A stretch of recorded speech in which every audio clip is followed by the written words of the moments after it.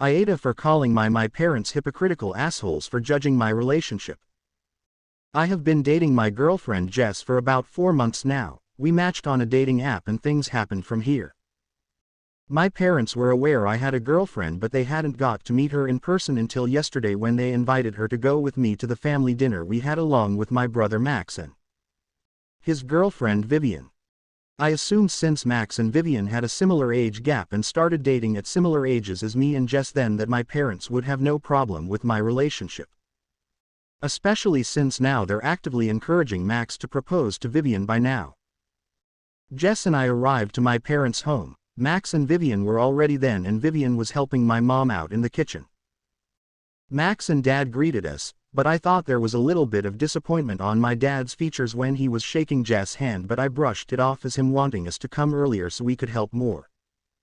A while later Jess and I were settled and my mom and Vivian came out of the kitchen and we served ourselves dinner.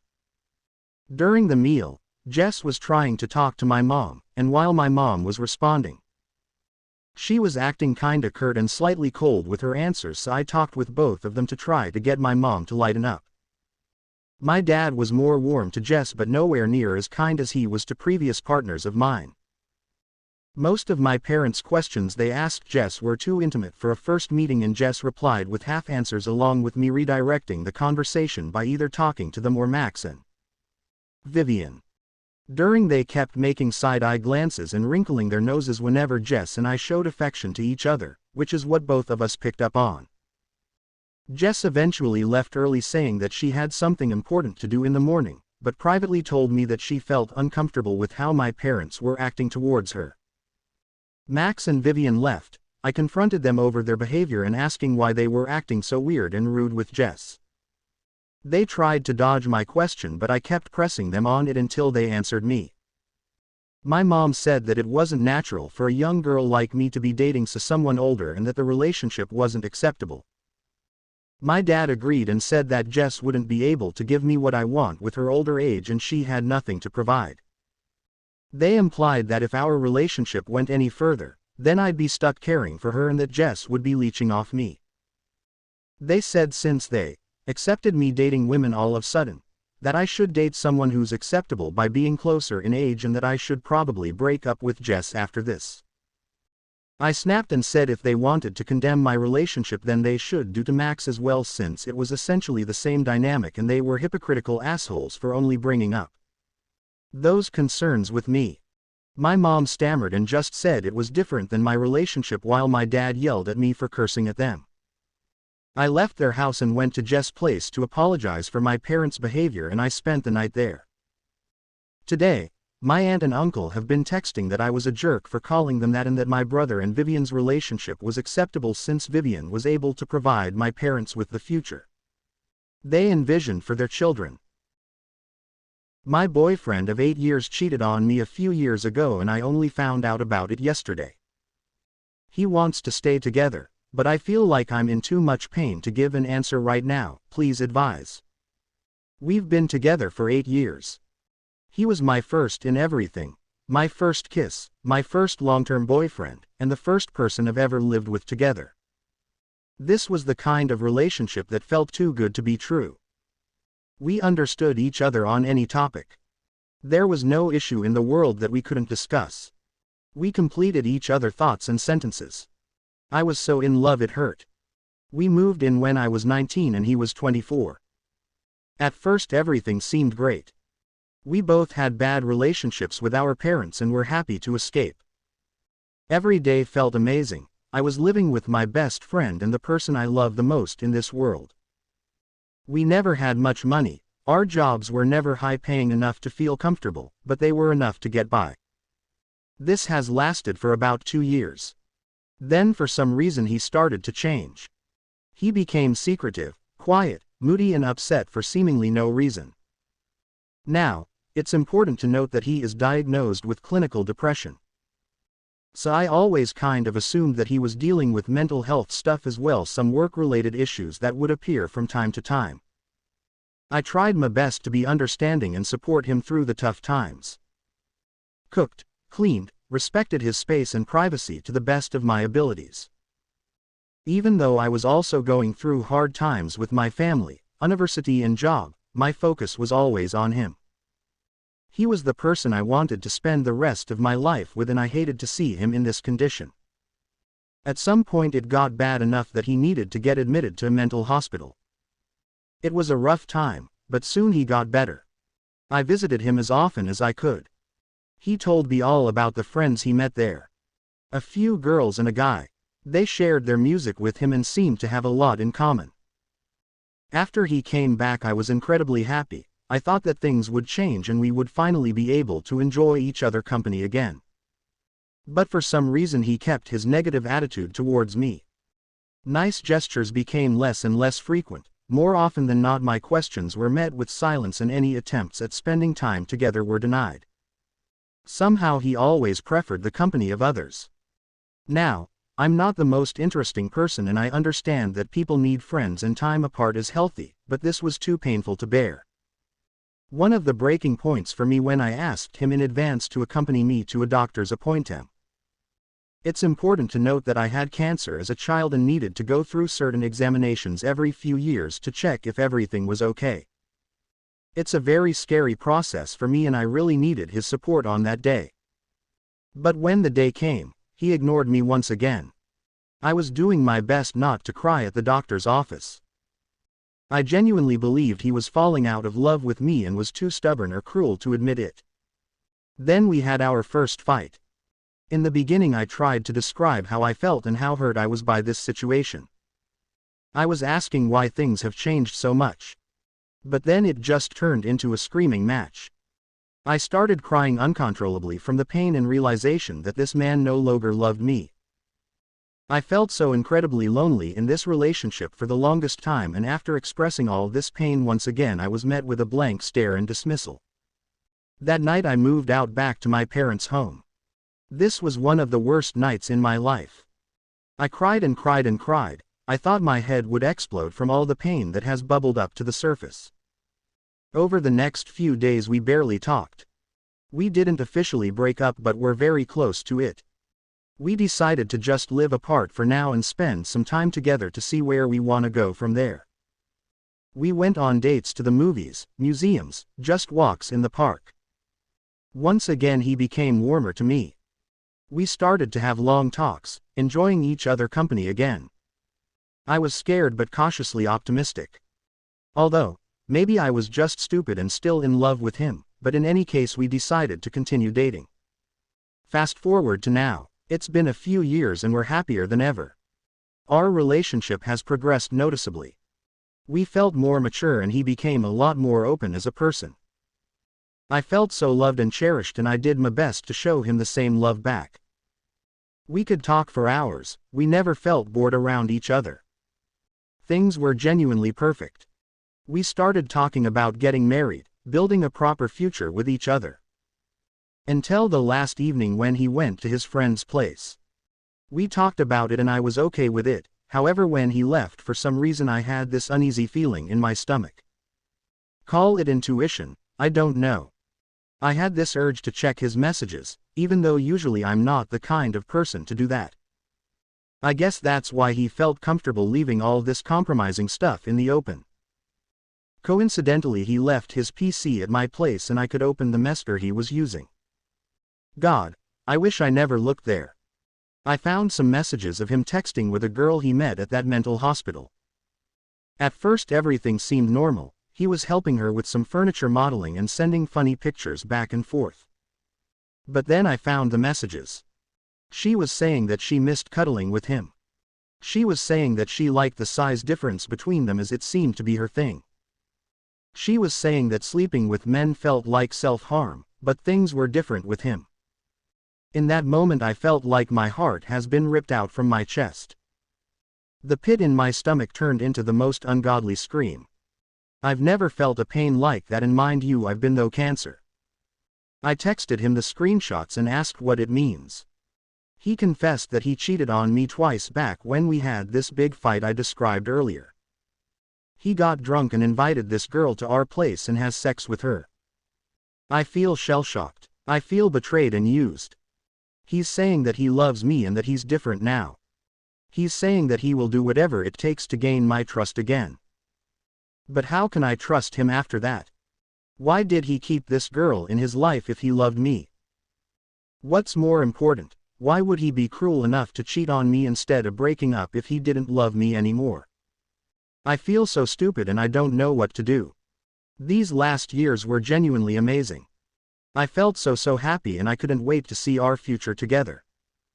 But now whenever I look at him or think of him I want to throw up. Please advice, should I believe him? Should we try again? I'm at a loss, I still feel like it's not real. We've been together for 8 years and he cheated on me after one fight a few years ago. Kept it a secret and I only found out now after going through his messages.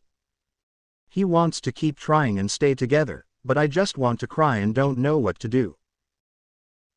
I have a boyfriend who's married with a kid. I have met my boyfriend on Facebook when I was 16. I have been suffering from borderline personality disorder and had a lot of issues. I was struggling with everyday things and I couldn't find a support group around me. I was seeking medical help but it wasn't enough. I needed someone to talk about how I feel. My family tried but they couldn't cater to my ill feelings and constant mood swings. There comes my now boyfriend. He started with writing to me and wooed me. He would hear me out every freaking day and life became smoother with him around. He is also a doctor and suffered from generalized anxiety and many more issues, so he was very sympathetic. The only thing he didn't like between us was the age difference. He was unmarried all this time. He asked me out and took a flight to my city which was 1200 km plus from his residence. We met and just chatted. We didn't even had a handshake and he thought of me as a little girl but made me feel really comfortable. Talked me through my career choices and motivated me to give the competitive exam and start my studies as a doctor. I struggled 2 years in COVID-19 phase with both studies and my health. Meanwhile, his parents wanted him to get married. He asked me if I will be interested in marrying him and he would wait for me until I am comfortable with the idea of getting married. I couldn't take the guilt of making him stay because my career was uncertain. I couldn't move cities because of my anxiety and everything in my life was still a mess. I told him that I can't get married to him even though I had a few intimate moments with him at this point. He eventually got married and I tried to cut contact with him. This was a huge blow to my mental health. If I say I suffered like a human on fire, it's an understatement. I kept going back and forth to the hospital every 15 days. My family was sick of this because my grandfather had much more issues and they couldn't manage it all. I started talking to him again and he offered me to be his second wife after my graduation. He healed me through it all again. I was there for him after his hectic COVID duty. But it was all long distance. He was also in a long distance with his wife because they were working in 2 different cities and would meet on weekends. I got into med school after 3 years of passing my high school. It was all a fiasco. It started feeling lonely even with him around. He started bonding with his wife and they had a kid even though I was totally against it. At this point his wife doesn't know anything about us but the fact that he wanted to marry me before her. If it wasn't for my health I would have left him. I kept away from him for 3 months but eventually crawled back. The stress from medical school was overwhelming. My family couldn't help me because none of them have seen the medical life and they aren't really interested to know either. My friends were distant in the last few years of high school and I felt betrayed. I tried to be there for them earlier. But I went no contact after high school. Even in university, I couldn't make very supportive friends. People in universities don't really have the heart and time to support. Maybe I need a little too much help.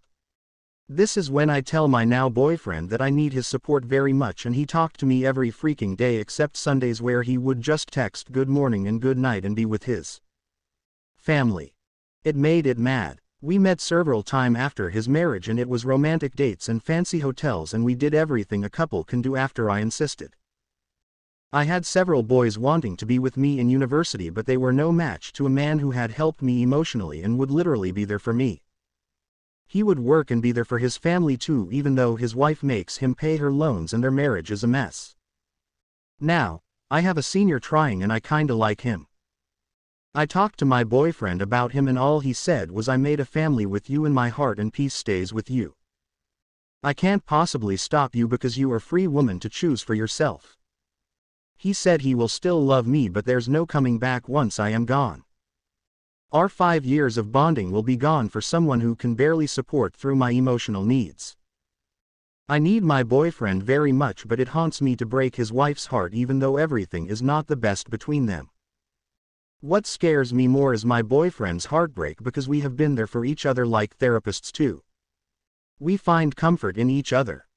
I am not just drifting away because I found a new boy. It's also because his wife has made it very clear that she doesn't want her husband to have a second wife. I don't mean to break them to get what I want. Oh, and my medical school stress doesn't help with any of this emotional turmoil. I need advice on what I should do. Should I stay with my now boyfriend?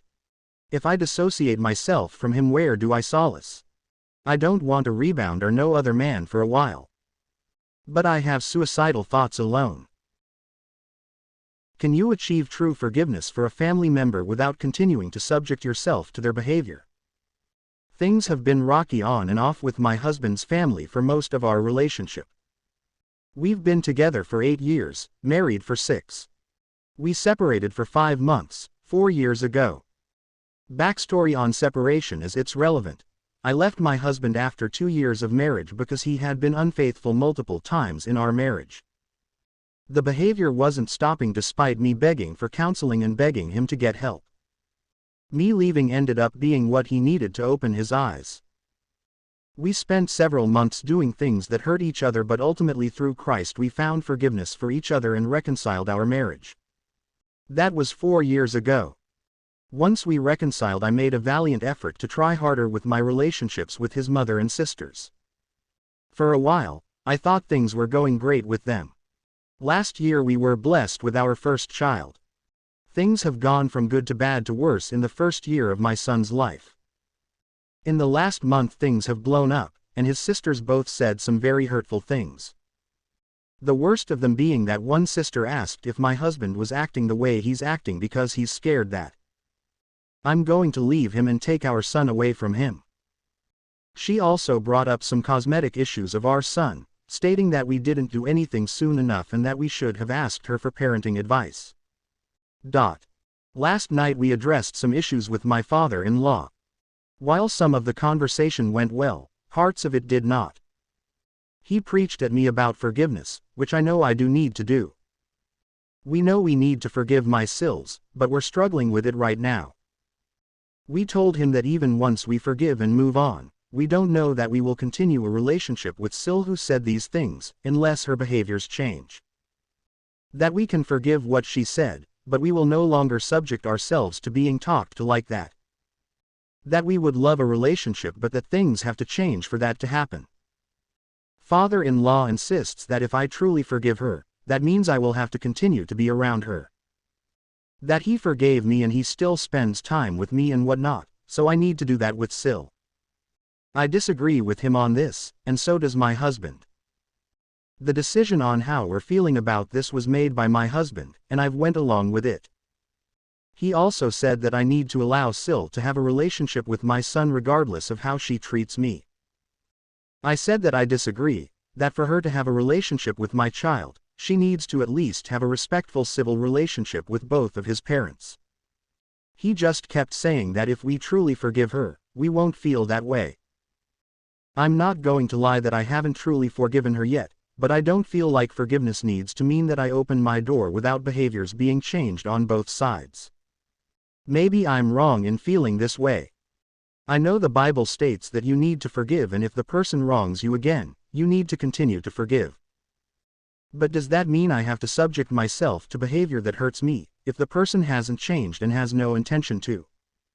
I'm really struggling with how the conversation played out. Phil brought up a lot of stuff from when we separated to try and make his points about forgiveness, and it really rubbed me the wrong way. He also brought up things that I've been too anal on as a mother and that rubbed me the wrong way as well. I'm trying to not dwell on those things and focus on the forgiveness aspect, but I'm really struggling with him saying I need to forgive without apology. And without change behavior and just continue to be mistreated and just keep forgiving unchanged behaviors from people who clearly do not respect me, or my husband at that. I just feel like this will be a constant cycle with my husband and I being the ones constantly affected by it. I'm trying to give all of this to the Lord as I know He's the only one that can truly make a difference in my heart and in my life. But I feel like my Phil is trying to preach to me from a place of love for the Lord in some points he made, but of his own flesh desires by other points he's trying to make. Also, side note, everything I've expressed how I'm feeling and how we plan to handle things are things that my husband and I have discussed and are 100% on the same page with. I let him lead the decisions when it comes to conflict with his family. My next door neighbor knocked on my door and tried to come on to me. I shut him down, but now I don't know how I should tell his wife. Made this account just to post this. I seriously can't even believe this happened. So damn tired of people, lol.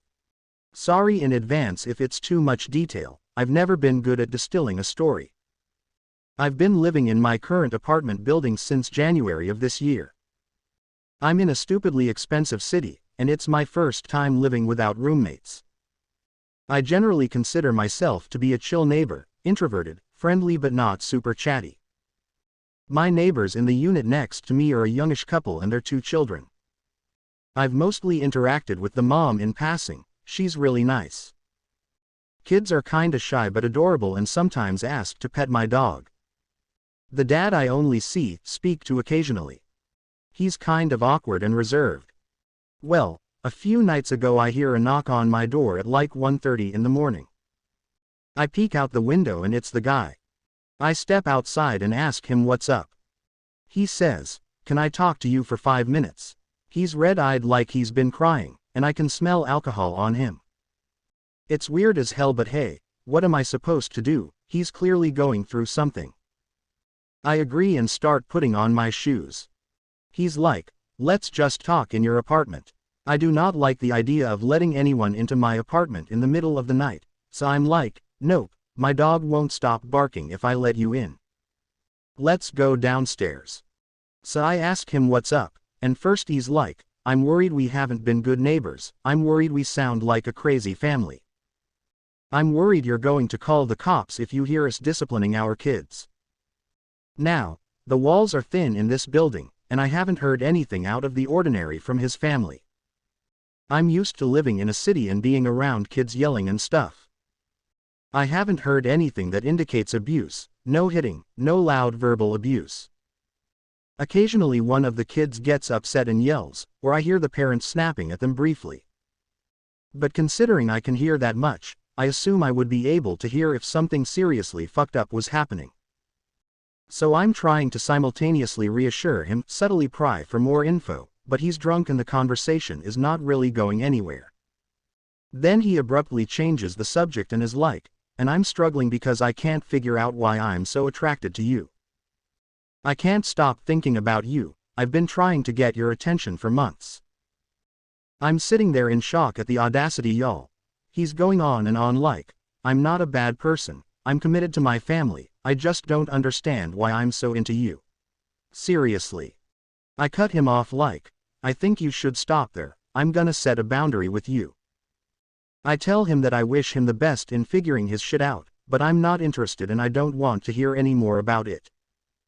Luckily that's pretty much the end of it. He's like, "Okay, thank you, let's put it behind us and never speak of it again." And goes back to his apartment. And now I don't know what to do. On multiple levels. How do I ensure my own security, considering he lives next door and is clearly prone to drinking, being impulsive? I've run into him once since it happened, and he completely ignored me. I am hoping this is an indication that he feels ashamed and is truly putting it behind him. But that was daytime and he was sober. I truly don't know the extent of his impulsivity. It's already crazy to knock on your neighbor's door in the middle of the night. Do I tell his wife what happened? If so, how? I feel so bad for her and the kids. If I was her, I'd want to be in the loop. If I didn't literally live next door, it wouldn't even be a question. But unfortunately I do have to think about myself here. Not only would I be exposing him for being a cheater, I would also be outing him for being attracted to a man. I know that straight guys are unpredictable with this kind of thing. And he could easily get violent with me for accusing him of being queer. I imagine that even she might turn on me instead of him. I just feel sick now whenever I say hi to her, knowing what her man tried to do. I feel like I was involved in my neighbor's relationship problems against my will, and now I just want her to have all the information she needs to decide what to do. I just don't know how I would talk to her about it, or if it's worth risking my safety. Help me y'all. This is why I'm single. LMAO. People are wild.